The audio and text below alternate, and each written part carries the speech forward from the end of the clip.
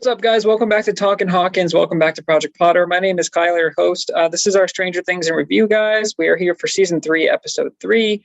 If you haven't seen the series before, guys, thanks for checking out the channel. If you do like the content, of course, like, comment, subscribe. What I do is go through my favorite thoughts or favorite scenes in the episode. We do a Hawkins hero, which is my favorite character, a mouth breather, which is my least favorite character, and a score to 10, guys. So, again, appreciate you stopping by, and let's go. Okay, guys, so we are looking for evil Russians in this episode. There's a great scene where the scene behind me, where Steve and Dustin are looking for evil Russians in the mall because they found out that the signal's coming from here. And they're like, okay, I'm looking for evil Russians. And Steve's like, what does that look like exactly? And Dustin's like, evil Russians. He's like blonde hair. He's like, I think he says like shaved. He's like tall. And then there's a guy who, of course, is like, he's like, oh, evil Russian. And the guy's got sunglasses on. Blonde guy, tall guy, he's in like a jumpsuit, and they're like, oh my god, it's him. And he's like stops and he looks around, and they like pretend to blend into the environment. And then afterwards, they follow him to like an aerobics class with a bunch of just like hot women. And he's like, all right, who's ready to get sweaty? And then they're just like looking, and it's really great. It's probably my favorite sequence in the episode, guys. The stuff with Will is really powerful in this one, where Will the Wise, he's playing D&D. Will finally got his wish. They're playing D&D, but Mike and Lucas are just not into it because they pretty much both, I think, got dumped by Max and Elle. And so they're like, we can't figure out girls, or they act on emotion, or logic. And a great scene where Elle is like in the kind of middle ground there, where it's that all black scene where you find out there's like water on the bottom here, because when Elle's walking, there's like ripples or puddles, which I don't think we knew before, but still really cool visually. I think they've used it a little too much, honestly, over the few seasons, but it still is a neat aesthetic when she goes in there. But she sees them on the couch and she's spying, and I'm like, yo, Elle, with great power comes great responsibility, Elle, okay? You're not using the great responsibility part. She spies on them. Mike burps. He's like, you can smell the nacho cheese. And Elle is like, ew. And then Lucas farts, and they're like, they're talking about how, women act on emotion, logic. And so Elle's getting mad, and she's like, Of course, we have the continued translation where Robin is like the main one now that's like working at Scoops Ahoy. Great name, by the way. And she's like got the doors closed, and she's working on translating and how the Silver Fox. At the end, of course, she gets the delivery, and then she's like, oh my God, Silver Fox. And it's like, they're like smuggling through this delivery system through the mall or whatever. So she's starting to crack the code while Steve and Dustin are just kind of out like doing whatever it is they're doing. But the Will stuff really, after Mike and Lucas are like not into it, and then they're like worried about calling the girls, and Will is like, dude, I'm just trying to play Dungeons and Dragons. And Will gets mad, and he's like, no, it's a distraction. He's like, don't answer that. Will says like, oh, you have to like save this army or whatever. And Mike's like, fine, I burned the village. We all die. We are heroes. Hooray. And then Will's like, you know what, dude, screw this. And he's like, no, I'm just teasing. Let's go with the campaign. He's like, no, you know what? I don't want to do this anymore. And he storms out. And then Mike and Will have a really powerful conversation where it's, the storm's going, and they're like, well, what did you expect, dude? You expect us to like stay in the basement our whole lives and not like girls and not meet people and stuff like that? And Will's like, oh, maybe I did. And Will's like really hurt. And then Mike says, it's not my fault you don't like girls. And I'm like, oh, dude. So not only do we get it revealed here that Will is gay, but Will is obviously less interested, as like Lucas and Mike are so focused on like girlfriends and chasing after girls. Like Will is like, dude, I'm just trying to play Dungeons and Dragons. And Will is really hurt. And I think he does an excellent job here, and he goes off in the rain. While that's happening, guys, we have Elle and Max who are looking for Billy, because when Elle taps in, I think Max is like, yo, what's Billy up to? And then she finds Billy's car, but she sees that it's like crashed, or she sees the damage to the windshield, and she goes around, and then she sees Billy on the ground, like talking to the lifeguard, which is what we saw the lifeguard at the end of the last episode in. And Elle's like, something's wrong, dude. And so she's like, oh my God. And Billy turns around and sees her. And then he like, this awesome effect where he like dissipates. It's almost like a Thanos snap, but it's like it like flashes, and he knows that like Elle is there. So she is like, oh my God, like we gotta go find this girl. Like, so they go to Billy's house, and then they find like the Playboys in there, and then they find a little too convenient for my liking. They find just a Lifeguard like fanny pack that's in the trash, and then like the bloody whistle, and they're like, oh my God. And then Elle like locks in, they go to the pool, sorry. And then they're like, oh, we found this. And then the guy's like, okay, well, Heather didn't show up to work today. So what do you want me to do with it? And then they find the picture of like employee of the month or swim leaders, and she rips it down. Guys, let me say that Heather is a dime. Like, it's like, of course she's attractive, like, so they go to find Heather, and then Elle is able to like zoom in on her address there, and they take the bike in the storm to the house, and they show up there, and they're like, where is she? Billy is like sitting there, and they're like, Maxine, what are you doing here? He's like, I'm sorry, guys, this is my sister Maxine.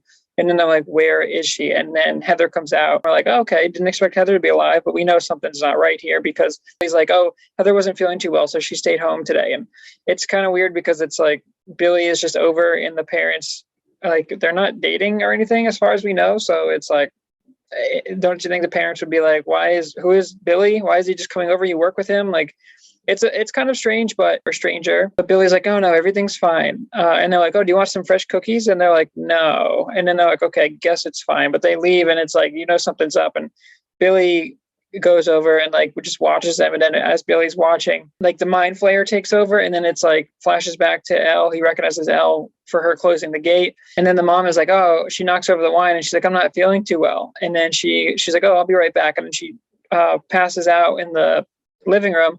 And then the husband gets up, and he's like, are you okay? And then that's when Billy's like, ugh, and he like just undoes like the poison or whatever. And then Heather takes a bottle. They like work together. Heather takes a bottle and smacks her dad over the head, like knocks him down. And then she like pulls his hair up, and she's like, I'm sorry, Daddy. I'll be over soon. And then she chloroforms him. And then as we zoom in on Billy's face, it just like so good. That's how the episode ends. Hey guys, my Hawkins hero for this one, it's Will Byers, dude. Will is really, really good. And I know I've mentioned in the past, Noah Schnapp, I think his name is. I don't think his acting has been great in the past. I think his character is kind of weird. His character hasn't really fit in. Well, we find out here that because his friends are chasing after girls and he's gay, we find out that he's gay. And so it's like, that explains like, oh, well, obviously, guys, he's had the interdimensional stuff and the upside down. And I mean, no kid would be normal after that. But Will is really just trying to be like a kid, but he kind of got stripped of those years growing up. And so not only is he like different than his friends, and not in a bad way in any manner, dude, like that's completely fine that he's not a heterosexual, but he is different than his friends. And so he's not interested in chasing after girls. And so while Mike and Lucas are so caught up, he's like, can we just play Dungeons and Dragons? And I think it's a really, really clever way to kind of explain why Will feels different and why he doesn't fit in quite as much. And I think that's really good. But I think Noah Schnapp, it's so sad, guys, when he goes and he's like having all the memories in Castle Byers, and he's like, this is so stupid. Everything's so stupid. And he's like crying, and he takes the bat and he like destroys Castle Byers. And it's really, really like, it hit me hard. I was like, wow, dude, this is so sad. But he's like so frustrated with his friends, and like it just feels like they're kind of growing apart. And he even mentions like, where's Dustin? He's like, you don't know and you don't care, and he probably doesn't either, and I don't blame him. And it just goes to show you that like the boys are growing up and like things are changing, and it's just a sad reality. But I think Noah Schnapp, if that's how you say his name, if not, I'm sorry, Noah. It just shows that he has some acting chops that I didn't think he had in him. And I think he was excellent in this one. And I think this is his best episode as Will Byers by far.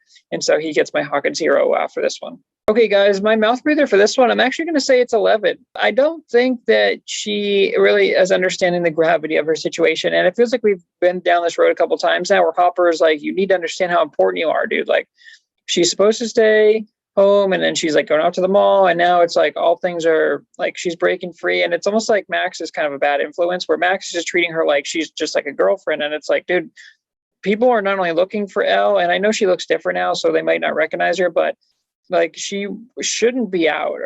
And I know Hopper said like he told the doctor that like, hey, treat her like a normal girl, so she's not just like a lab rat. I don't know. That stuff is just kind of like, it's weird to me that I don't think Elle, I think it was wrong for Elle to use her powers to spy on the boys. I think that's an invasion of privacy, and I would have liked her to see some more restraint and not just like use her powers all willy-nilly. So I didn't think she was great in this one. And I think even though I love Millie Bobby Brown and I think she's a great actress, I think specifically her character in this episode, the way she's kind of abusing her powers and not following Hopper's rules. And I know Hopper said that he's sorry and he shouldn't keep her inside, but like still she should be more careful. And not to support Mike's point here, but she is acting on emotion here, where she goes to see Billy and she's just like, where is she? And like now this is like how the mind flayer or the shadow or whatever, like in Billy, like recognizes her, like, oh, you're the one that closed the gate and now she's going to be in danger. Now everyone around her is going to be in danger. And it's like, you're now a target because you like wanted to go out and try to save the day by yourself instead of like, reaching out to Hopper or reaching out to someone or like letting others handle it. So yeah, I just think Elle, as great as she is, thought she was the worst character in this one. Okay, guys, that brings us to the score. This is an 8.6 for me. Some reasons that this episode is not higher, honestly, I didn't mention it in the thoughts section, guys, but the whole rat thing, I think it's just a really weird angle. Like Nancy and Jonathan feel like they kind of have a backseat here, and I don't love it because they're like at this job and they're like, oh, they're still trying to convince these guys that it's a story, and they're like, we have proof. And he's like, oh, let me guess, you have proof of this rat or whatever. And these guys don't care, and they're still treating Nancy like shit, and she knows it and Jonathan knows it, but then they're like, oh, we can't lose this job. And I'm like, why not, dude? You just said it's like a shithole job. Like it's not like this is your dream job. Like you're just doing it. I do think it's funny that like she keeps opening the door on Jonathan, and he's like, come on, man. When he's like developing pictures. I have a nice moment too where she's like, okay, if you're not going to go, then give me the keys at least. And he's like, you're relentless. You know that? And I'm like, oh, you guys are so cute. But it's just, I wish they would have gotten more.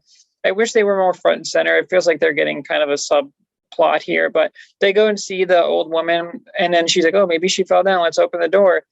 And then she's like downstairs and she's just chowing down on that fertilizer. And she like, I don't know if we needed that. It's a weird angle. The whole rat fertilizer thing isn't really sitting well with me, where it just feels like a stretch and it feels goofy. And so I like the more grounded, I guess, sci-fi elements in the first two seasons, especially in season one. This just feels like they're trying to push this weird element, but I don't like how it's like the rats are feeding on the fertilizer, but then also Billy, your shadows and Billy. And it's just a little like, it's a little too much for me, but yeah, I love all this stuff with Dustin and Steve, obviously going through, and they think they found the evil Russian. And that was a really good twist where he's like, who's ready to get sweaty? And it's like, and then they're just watching that class too, because they're like, wow, this is much better than finding evil Russian. I think the Elle and Max stuff is okay, but it seemed like Max was just there a lot, where she's like, what's happening? What's happening? And the only reason Max was there to show her where Billy's was, but then it's like Elle could have gone by herself. And I don't know, I didn't feel like Max was really contributing much, but yeah, that's kind of the few reasons off the top of my head. I really love the end scene where she's like, don't worry, Daddy, it'll all be over soon. I'm like, wow, dude, that's diabolical. And it's like, he's clearly influenced Heather too. So now they have like the hottest villains ever, dude, between Heather and Billy. So watch out for that. But also, guys, I didn't mention the whole stuff with obviously Joyce and Hopper. Hopper again, man, I don't understand what they're doing with David Harbour in this season, but he is just so over the top again. And you would think that after they had been in the Upside Down and all the shit they've gone through in the first two seasons, that when Joyce is like, hey, these magnets aren't working, I went to go see Mr. Clark. And then Hopper gets so like jealous, and he's like, oh, you went to see Mr. Clark, huh? You went to his house? And he's like, oh, I bet, is he single? And he's so jealous. And I'm just like, dude. And it's like, I know you got stood up and I understand that you're mad, but Joyce is like, when has Joyce lied to you, dude? She doesn't lie to you. Like, she's been through so much shit. She has so much trauma where it's like, she's like, dude, I went and found this magnet. And then Hopper kind of calms down. He's like, okay, I guess that makes sense. But then they go to the lab, and then they use the bolt cutters, and then there's like one Russian dude that's there on a bike. And it's weird because they have a nice conversation where Hopper's talking about Sarah and how he had to get out of the house and get away from those memories. And that's really nice. And I really like that they do that, because that feels more like season one. But Hopper has just been so weird, guys, all season. And it's like starting to bug me. I mean, it's really bugging me. And I'm just like, I wish he would just be a little more serious. I don't know why they let David Harbour get so like loose in this season. But yeah, anyway, guys, that was a nice moment. But that for real this time is it. All right, guys, well, that's another episode of Talkin Hawkins. Thanks for checking out Project Potter. These drop every Sunday, guys. So we have just 5 episodes left now in the season. I'm excited to see where this goes. I mean, man, dude, Billy is just the best villain. I want to just put Billy in every every villain role because he's like that good looking dude. You're like, is this dude going to sleep with me or is he going to kill me? I don't know. Or maybe a little bit of both. It's just like, we'll see what happens. But yeah, appreciate you guys. Like, comment, subscribe. And until next time, guys, peace.